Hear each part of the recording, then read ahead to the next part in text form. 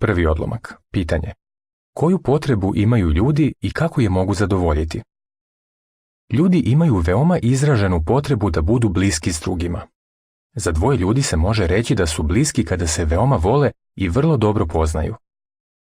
Svako je srećan kada ga članovi porodice i prijatelji vole, cene i razumeju. Međutim, najbliži odnos treba da imamo s našim veličanstvenim stvoriteljem. Drugi odlomak. Pitanje. Šta nam Jehova obećava, ali zašto je mnogima teško da poveruju u to obećanje? Jehova nas putem svoje reči poziva da mu se približimo i obećava nam, ako to budemo uradili, da će se i on približiti nama.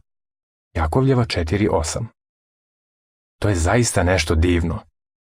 Ali mnogi misle da nije realno verovati da Bog želi da nam se približi. Oni smatraju da nisu dostojni toga ili da je Bog i suviše uzvišen da bi mu se približili.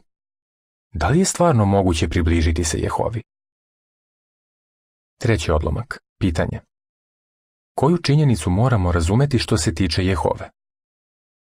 Činjenica je da Jehova nije daleko ni od koga ko želi da mu se približi i da ga ljudi zaista mogu upoznati.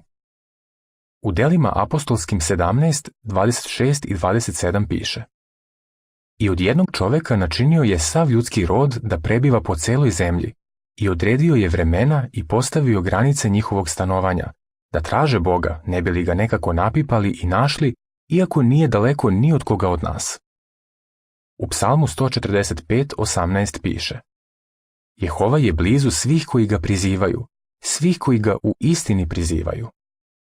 Iako smo nesavršeni, on želi da mu se približimo i spreman je da nas prihvati kao svoje prijatelje. Psalmista je na osnovu ličnog iskustva rekao Jehovi: Ti si onaj koji sluša molitve, k tebi svaki čovek prilazi. Srećan je onaj koga ti odabereš i daš mu da ti se približi.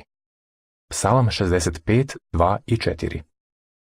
U Bibliji je zapisano šta je judejski kralj Asa učinio da bi se približio Jehovi i kako je Jehova na to odgovorio.